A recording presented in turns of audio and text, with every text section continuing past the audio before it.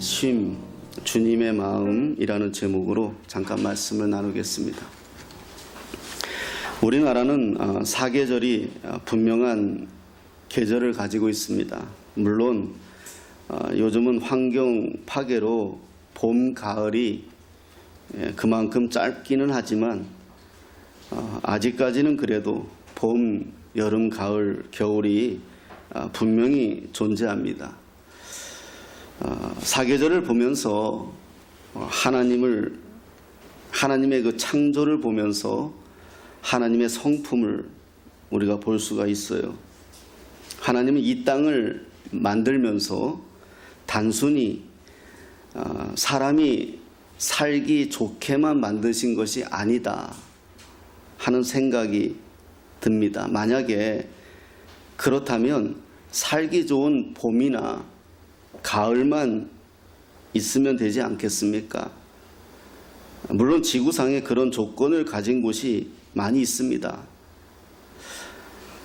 하지만 하나님은 세상을 창조하시고 뭐라고 말씀하셨습니까?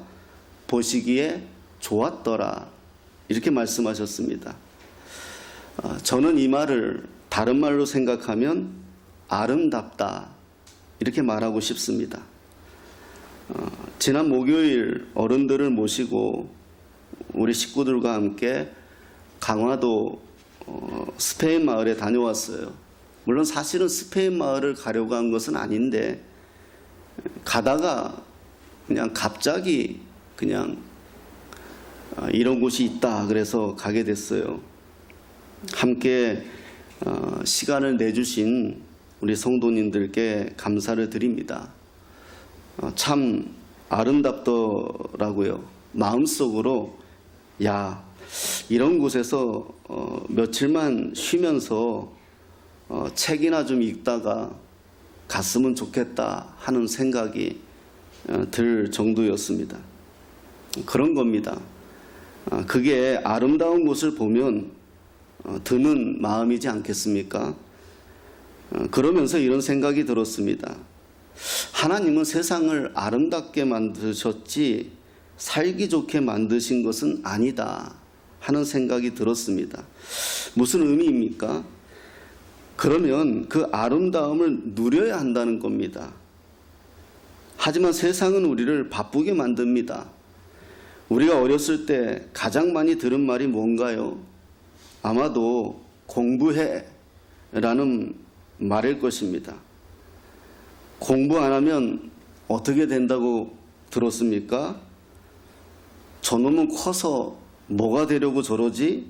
뭐 그런 말도 들었을 거고요. 심지어 다리 밑에 있는 거지를 보여주면서 현장 실습이죠. 공부 안 하면 저렇게 된다고 대놓고 협박까지 당했습니다. 요즘 아이들은 그렇게 하면 가출한다 하더라고요. 세상이 변했습니다. 하지만 그래도 방법이 달라졌지 여전히 공부하라고 압박하고 있습니다. 여전히 세상이 주는 생각은 당장 일을 안 하면 세상에서 도태된다고 생각하게 됩니다. 세상 구조가 그렇게 만들었고 물론 세상은 그렇습니다. 그러나 하나님이 이렇게 아름답게 만든 세상을 누릴 여유가 언젠가부터 우리 마음에 없다는 거예요. 이렇게 말씀드리는 이유는 오늘 성경에서 성경을 읽다가 조금 예수님의 반응이 이상하다 싶은 곳을 발견하게 됐어요. 6장 31절 말씀입니다. 한번 살펴보겠습니다. 6장 31절 한번 읽어보겠습니다. 시작. 이르시되 너희는 따로 한적한 곳에 가서 잠깐 쉬어라 하시니 이는 오고 가는 사람이 많아 음식 먹을 겨를도 없습니다. 아멘. 그대로 좀 놔두세요. 자, 제자들이 전도하러 나갔다가 들어왔어요.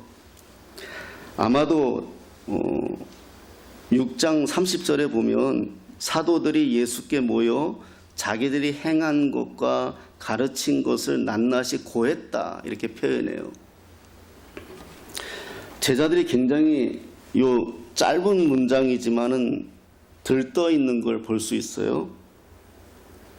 예수께 모여서 낱낱이 고했다. 그래, 자기들이 나가서 행한 거, 예수님에게 배운 거, 예수님에게 가르침 받은 것을 나가서 막 전했더니 막 반응들이 있었을 거 아니에요. 그런 것들을 예수님께 와서 고했어요. 흥분이 되어 있는 것 같아요. 아마도 열매가 있었겠죠. 낱낱이라는 단어가 그것을 반증하고 있어요. 제자들은 아마도 예수님께 자랑하고 싶은 게 좀 많은 것 같아요. 우리도 그렇잖아요. 전도 한 명 하면 어때요? 저는요 엄청 기분이 좋아요. 하나님께 막 자랑해요. 이게 기도인지 자랑인지 몰라요. 칭찬받고 싶거든요. 마치 성적 올린 아이가 엄마에게 성적표 내밀고 칭찬받고 싶은 기분이에요. 왜냐하면 주님이 전도를 얼마나 기뻐하는지 알거든요. 한 영혼이 하나님께 돌아온다는 걸 하나님이 얼마나 기뻐하신다는 걸 알거든요. 제가 결혼하기 전에 아내를 데리고 춘천에 간 적이 있어요. 저희가 살던 옛집에 하면 놔두세요 그냥. 옛집에 간 적이 있어요. 보여주고 싶었어요. 제가 자랐던 곳을. 아직 있더라고요. 제가 어렸을 때는 꽤 큰 집이다 싶었는데 가보니까 크지 않더라고요. 그래서 이렇게 남의 집이니까 이제는 이렇게 들여다봤어요. 둘이서. 그리고 제가 해준 이야기가 있어요. 오면서 제가 공부를 좀 안 했어요. 머리는 좀 있는 것 같은데 공부를 좀 안 했어요. 그래서 그랬는지 엄마가 10등 안에 들면 강아지 키우게 해준다고, 제가 좀 동물을 좋아했거든요. 어려서 혼자 커가지고. 뭐 지금이야 뭐 10등이야 하지만 그때는 한 반에 막 50명 70명 이렇게 있었어요. 그래서 공부했어요. 정말 10등 안에 들었죠. 그래서 그때는 또 학교가 되게 멀었어요. 꽤 멀었어요. 제 기억에. 지금 그때 한번 가보니까 멀지 않더라고요. 그때 그 성적표를 들고 집에까지 뛰어 달려와서 대문을 걷어차고, 그때 수도가가 보였거든요. 이렇게 대문에서 보니까 수도가에서 어머니가 뭘 하시는 거예요. 그때 엄마 하고 제가 달려가던 생각이 나요. 마치 그런 기분이에요. 지금 제자들이 예수님이 가르쳐 준 대로 복음을 전했더니 뭔가 열매가 있는 거예요. 그런데 그때 예수님이 뭐라 하세요? 31절에 갑자기 너희는 따로 잘했다는 칭찬도 없고 수고했다는 것도 없고 너희는 따로 한적한 곳에 가서 잠깐 쉬어라, 이렇게 말씀하시는. 그래서 여기에 좀 이렇게 한참을 들여다보게 된 거예요. 왜 예수님이 이렇게 갑자기 제자들에게 쉬라고 말씀하실까? 이거예요. 지난 새벽 기도 시간에 안식에 대해서 잠깐 말씀을 나누었죠. 처음 안식이라는 단어가 성경에 나온 것은 창세기 2장입니다. 이때는 하나님께서 천지를 창조하시고 제7일에 쉬셨다는 사실이고, 이 쉼에 우리도 동참하라는 의미죠. 그 안식이죠. 그래서 우리가 지금 주일을 지킵니다. 하나님이 나도 쉬니까 너희도 쉬어라. 이 쉼의 의미예요. 쉼의 의미. 그래서 지금도 전 세계는 7일에 한 번은 쉬어요. 그래서 달력에 빨간 날이 있고 첫날이 빨간 날이에요. 물론 지금은 토요일, 일요일 이렇게 2일을 쉬지만, 우리 그리스도인은 그 쉼을 주님과 함께 한다는 의미에서 주일 예배를 드림으로 그 하나님의 안식에 우리가 동참한다는 의미예요. 그리고 여호수아 우리가 새벽에 보고 있죠. 여호수아 성경에서의 안식은 이제 전쟁이 멈춘 상태에서의 쉼이에요. 이 치열한 전쟁과 같은 세상에 살지만 그 가운데에서 하나님이 주시는 안식을 누리는 하나님의 택한 자의 안식, 그걸 말하는 거예요. 한마디로 지금은 쉬라는 거예요, 주님이. 이번에 어른들과 강원도 다녀왔다고 말씀드렸잖아요. 다녀오면서 이런 말을 좀 나누었어요. 사실 이 나라가 이분들의 고생에 의해서 세워졌잖아요. 일제 강점기에도 그랬고요. 6.25 전쟁도 그랬고요. 가까이는 IMF도 그랬고요. 일일이 다 나열할 수는 없지만 그 고생하시면서 세운 나라이지 않습니까? 하지만 이제 늙어 몸이 병들어 여유를 부릴 수가 없어요. 거동이 불편하여 다닐 수가 없어요. 그저 조금 이렇게 매시면 고마워하고 감사해 하세요. 작은 교회라 여유가 없어 당신들이 돈을 내면서도 감사해 하세요.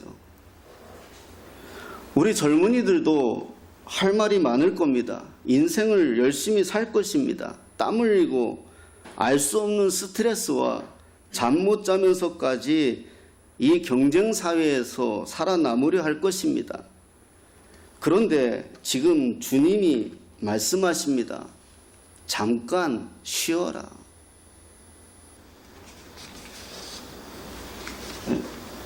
한적한 곳에 가서 잠깐 쉬어라. 제자들이 지금 음식조차 거른 것을 알고 계시는 겁니다. 제자들은 지금 무엇에 매달려 있습니까? 전도에 매달려 있어요. 이것보다 좋은 게 어디 있습니까? 만약에 우리 교회 교인들이 밥 먹는 것조차 잊어버리고 전도한다면 아마 저는 춤을 출 거예요. 이런 기적이 어디 있어요? 우리 식구들이 밥조차 먹지 않고 직장도 다니지 않고 온 동네 돌아다니면서 전도한다 그러면 나는 아마 기절할 거예요. 얼마나 제가 자랑질하고 돌아다니겠어요. 하지만 주님은 뭐라 하십니까? 따로 한적한 곳에서 밥부터 먹고 쉬라고 하십니다. 출애굽기 31장 17절 말씀 한번 보겠습니다.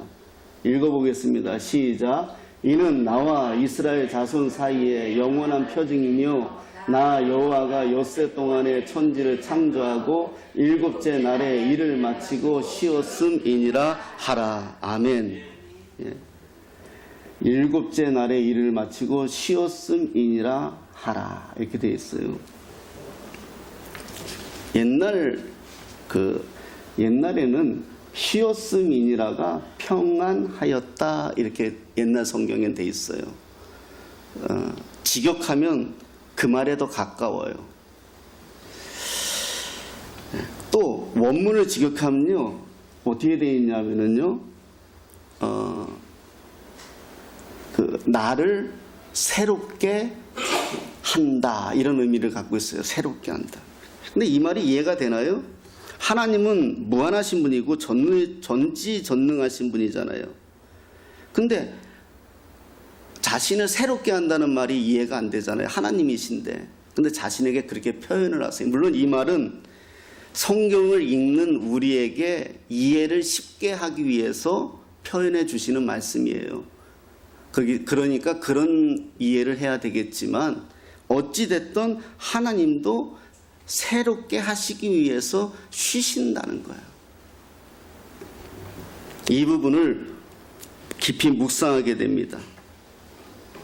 한적한 곳에, 이 한적한 곳은 지금 예수님이 6장에 마가복음 6장에 계시는 그곳은 한적한 곳이 찾아봐도 다 어디냐? 광야예요.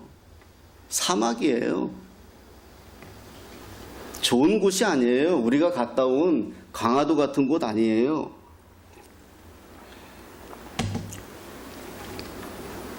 저는 이 말씀을 묵상하면서 이런 생각이 든 거예요.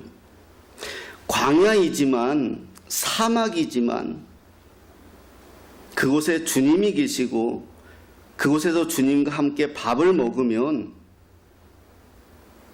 그럼 최고 행복한 거죠. 여러분, 대한민국에서 최고 비싼 음식을 먹으면서 가장 싫은 사람하고 먹겠습니까? 라면을 먹더라도 내가 정말 사랑하는 사람하고 먹겠습니까? 가장 싫은 사람하고 최고의 음식 먹으면 소화제 한 10알 먹어야 돼요.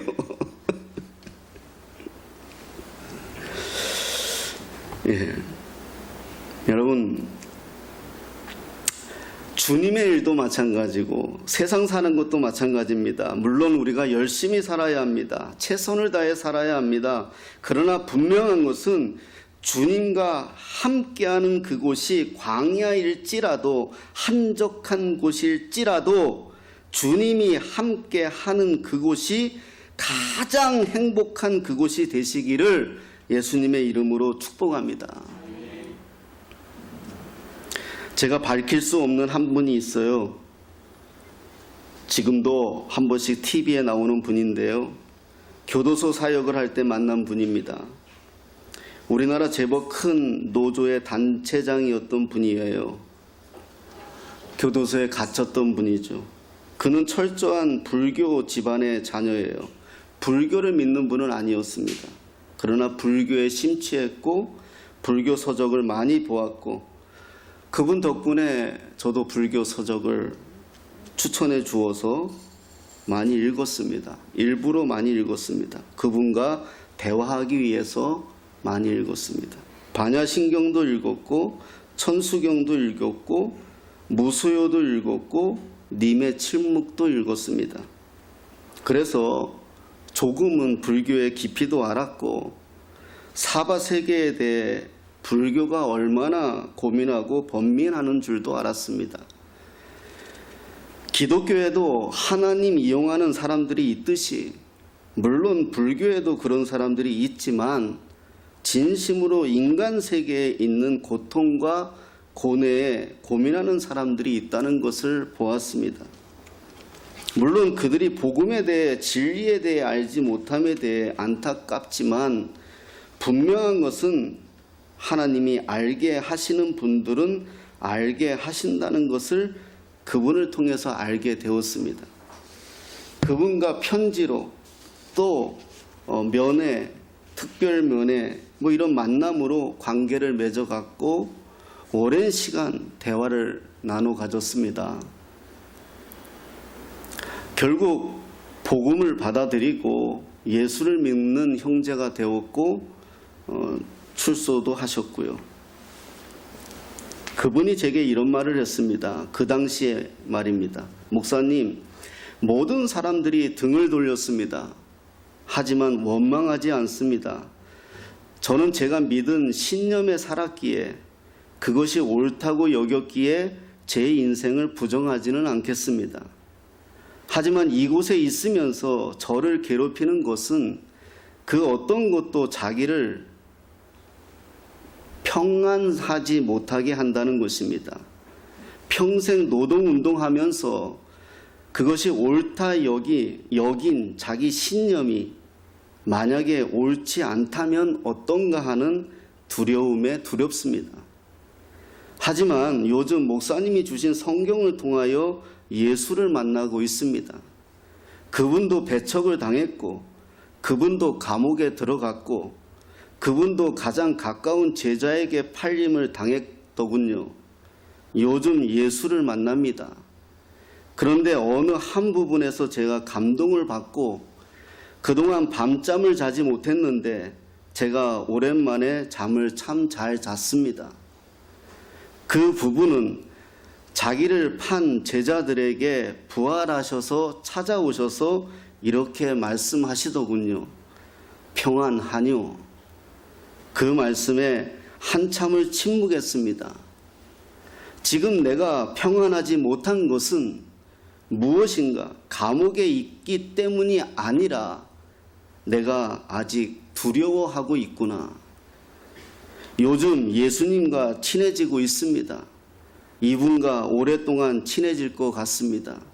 목사님, 좋은 분 소개해 주셔서 감사합니다. 여러분, 평안하십니까? 우리는 자유인입니다. 우리는 오늘 마음껏 주어진 인생을 선택하고 살고 있습니다. 그러면서도 불안해하고 있습니다. 왜 그럴까요? 진정한 안식을 누리고 있지 못하기 때문입니다. 오늘 이 예배 가운데서도 주님의 안식을 누릴 수 있어야 합니다. 마음이 바쁘면 안 됩니다. 하나님이 가장 기뻐하시는 영혼 구원에서도 주님의 관심은 제자들의 쉼이었습니다. 만인을 구원해 놓고 자기는 그러기 상태에 빠지면 안 됩니다. 주님이 원하시는 바가 아닙니다. 주님은 저와 여러분이 건강한 그리고 성숙한 한 사람 한 사람의 믿음의 사람이 되어야 하는 것입니다. 그래서 예수님은 어떠하셨나 복음서를 살펴보았습니다. 예수님은 적절한 시기에 기도하러 가셨습니다. 그리고 사람을 만나셨습니다. 때로는 기도하러 가시기도 하시고, 때로는 사람들과 대화하시기도 하시고, 때로는 맛있는 음식을 먹으며 교제하시기도 하셨다는 것입니다.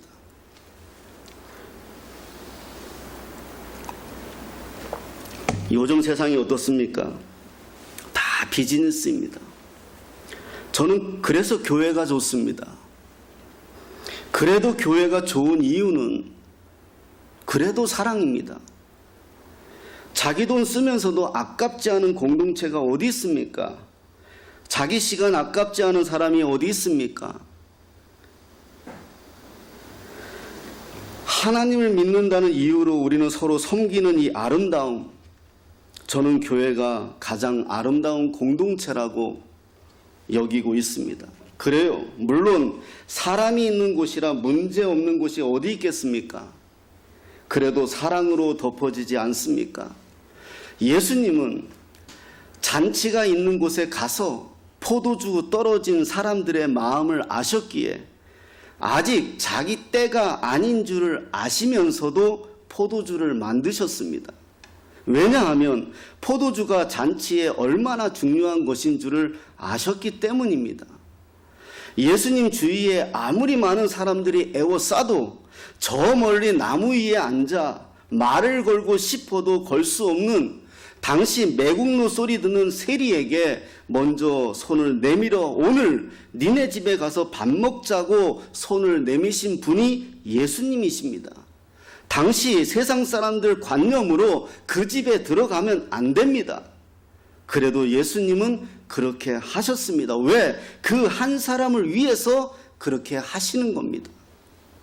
문제 많은 여자, 남자 관계가 복잡한 여자, 지금도 그런 여자는 사람 취급받지 못하는데 2000년 전에 어떠했겠습니까? 모두가 꺼리낄 때 예수님은 그 여자의 편을 들어줍니다. 죄 없는 자가 어디 있느냐? 그 사람부터 돌로 치라. 때로는 아무도 모르게 혼자 예루살렘 성이 내려다 보이는 감난산에 오르셔서 눈물을 흘리시며 성을 바라보시며 기도하시는 예수님을 발견하게 됩니다. 예수님 주변에는 항상 사람들이 넘쳐났습니다. 그럼에도 예수님은 항상 자신을 컨트롤했어요. 6장 32절 말씀 한번 보겠습니다. 한번 읽겠습니다. 시작. 이에 배를 타고 한적한 곳에 갈새. 한적한 곳에 갈새. 두 번째 나오죠. 배를 타고 한적한 곳으로 가셨습니다.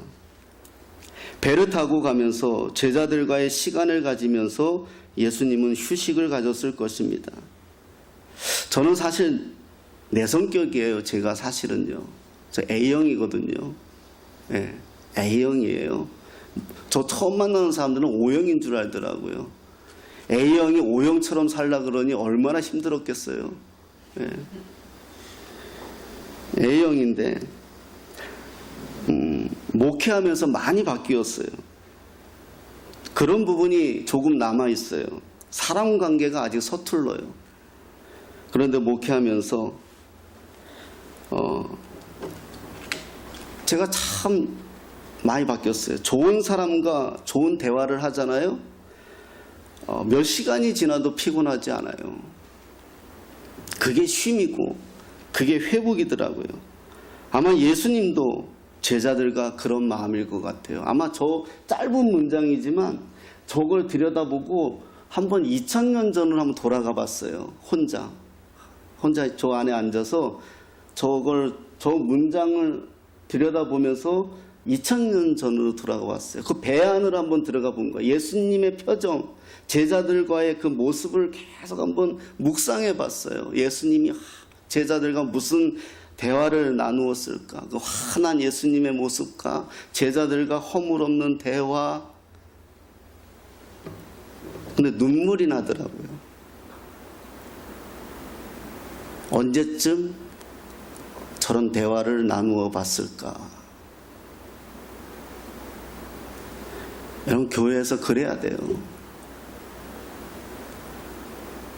우리 세상 살면서 굉장히 비즈니스에 너무 익숙해요. 교회 교제는 그러면 안 돼요.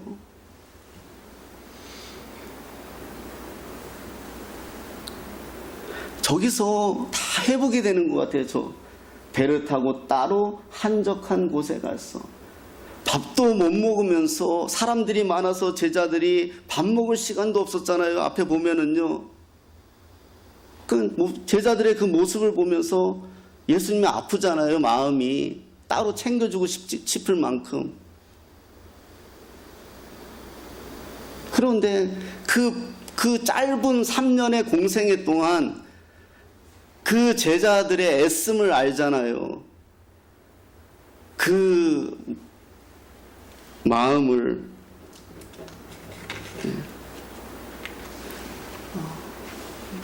여러분, 그게 회복이에요. 주일에 교회 와서 예배드리고 음식을 나누며 교제하며. 여러분, 그리스도인은요, 침대에 누워서 소파에 누워서 TV 채널 돌리는 게 회복이 아니에요. 6장 34절 말씀 보겠습니다. 읽어보겠습니다. 시작. 예수께서 나오사 큰 무리를 보시고 그 목자 없는 양 같음으로 인하여 불쌍히 여기사 이에 여러 가지로 가르치시더라. 아멘. 다시 또 사역이 시작된 거예요. 배를 타고 건너와서, 그런데 뭐라고 표현해요? 또 와보니 어떤 사람들이 보여요. 큰 무리를 보시고, 무리라는 표현은 뭐예요? 주인이 없다는 거잖아요. 큰 무리를 보시고 목자 없는 양 같음으로 인하여 불쌍히 여기사 이에 여러 가지로 가르치시더라. 오늘 우리에게도 주님이 우리를 바라보시면서 같은 마음일 것입니다. 오늘 본문에서 분명한 것은 예수님의 관심은 제자예요. 물론 전도도 중요합니다. 하나님 나라도 확장도 중요합니다. 그것은 우리에게 주신 지상 명령입니다. 교회가 주님 오실 때까지 가져가야 할 최상의 명령입니다. 하지만 더욱 중요한 것은 여러분들이에요. 제자들처럼 분주하지 마십시오. 먼저 주님과의 안식이 먼저입니다. 그러면 주님이 가자 하실 것입니다. 사람은 쉬어야 합니다. 그 쉼은 놀자는 것이 아닙니다. 주님 안에서라면 일하면서도 쉴 수 있는 것입니다. 여러분 기억하십니까?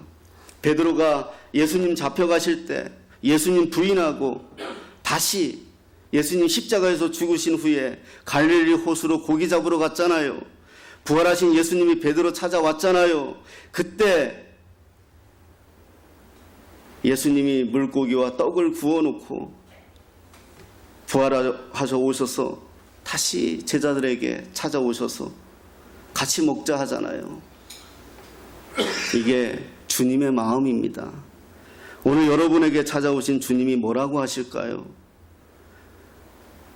우리는 오늘 무엇에 끙끙거리고 있습니까? 34절에 말씀한 것처럼 목적 없는 양같이. 우리의 목적이 뭡니까? 돈 벌면 잘 될 것 같은 인생을 살고 있지는 않은가요? 그렇게 돈 벌어서요. 60, 70대서 건강이 잃으면요. 목적 없는 양 같은 이들에게 여러 가지를 가르쳤다고 말씀하시는데 무엇을 가르쳤을까요? 제 나름대로 추론해 봤습니다. 생각해 봤습니다. 그리고 성경을 한 구절 찾아봤어요. 이사야 61장 1절 말씀입니다. 한번 읽어보겠습니다. 시작. 주 여호와의 영이 내게 내리셨으니 이는 여호와께서 내게 기름을 부으사 가난한 자에게 아름다운 소식을 전하게 하려 하심이라. 나를 보내사 마음이 상한 자를 고치며 포로된 자에게 자유를, 갇힌 자에게 노임을 선포하며. 아멘. 이게 복음입니다. 여러분, 이게 복음입니다. 가난한 자에게 아름다운 소식을 전하게 하려 하심이라. 가난한 자에게 아름다운 소식이 뭘까요? 가난한 자에게 아름다운 소식은 부자 된다는 거 아닙니다. 가난한 자에게 아름다운 소식이 뭘까요? 한번 깊이 스스로 한번 묵상해 보시기 바랍니다. 가난한 자에게 부자 된다는 게 좋은 소식이라면 부자 된 자들이 다 행복해야 되거든요. 그렇지 않더라고요. 가난한 자에게 아름다운 소식은 나를 마음이 상한 자를 고치고 포로된 자에게 자유를, 갇힌 자에게 노임을 하나하나 가르쳤을 것 같아요. 가난한 자에게, 그 가난한 자는 돈의 문제만은 아닌 것 같습니다. 우리는 늘 가난하지요. 마음이 가난하지요. 그래서 자존감이 없지요. 갇힌 자는요, 꼭 감옥에 있어야 갇힌 건가요? 내 마음이 어디에 갇혀 있지는 않은가요? 거기에 놓여서 해방되는 것은 그 방법이 뭘까요? 그게 복음입니다. 우리 6장 10절 말씀 보겠습니다. 읽어보겠습니다. 시작. 내가 여호와로 말미암아 크게 기뻐하며 내 영혼이 나의 하나님으로 말미암아 즐거워하리니 이는 그가 구원의 옷을 내게 입히시며 공의의 겉옷을 내게 더하심이 신랑이 사물을 쓰며 신부가 자기 보석으로 단장한 같게 하셨습니다. 아멘. 복음의 핵심은 하나님으로 기뻐하시는 거고요, 하나님으로 즐거워하는 것입니다. 나는 오늘 가난해도 난 하나님으로 기뻐할 수 있으면 됩니다. 나는 오늘 어떤 상태에 놓여 있어도 나는 하나님으로 즐거워할 수 있으면 되는 겁니다. 그러면 하나님이 하십니다. 여러분, 신랑, 신부, 좋은 여자는 좋은 신랑을 만나면 가장 행복합니다. 좋은 남자는 좋은 아내를 만나면 가장 행복합니다. 우리에게 좋은 신랑, 우리에게 좋은 아내, 가장 좋은 신랑은 예수 그리스도입니다. 성경은 구원의 옷, 예수 그리스도, 오직 그분만이 안식과 자유로 우리를 인도해 준다고 말씀하고 있는 것입니다. 그분으로 인하여 우리는 오늘도 자유하는 것입니다. 여러분, 쉼은, 완벽한 쉼은 예수밖에 없습니다. 그분과 쉬는 능력을 내가 가져야 합니다. 그분 안에서 쉬는 방법, 그분으로 내가 그 쉬는 은혜, 그것이 나를 다시 살아나게 하고 그것이 다시 나를 회복시킨다는 것을 여러분 경험하셔야 됩니다. 육체의 질병도 약이 할 수 있는 한계가 있고 정신적인 문제도 약과 상담이 할 수 있는 한계가 있다는 것을 모든 의료진들은 고백합니다. 그것은 우리를 창조한 이가 다시 우리를 회복시킬 수밖에. 우리가 게임할 때 쓰는 말 레크레이션 이렇게 이야기하죠. 원래 그 말은 리크레이션, 다시 창조하다. 다시 하나님께 창조받는 방법은 다시 하나님에게 안식하는 방법밖에 없어요. 주님이 제자들에게 말씀했습니다. 쉬어라. 오늘 우리에게 주시는 말씀 같아요. 다시 주님에게 쉬시고 다시 회복하시고 다시 달려가시는 저와 여러분 되시기를 예수님의 이름으로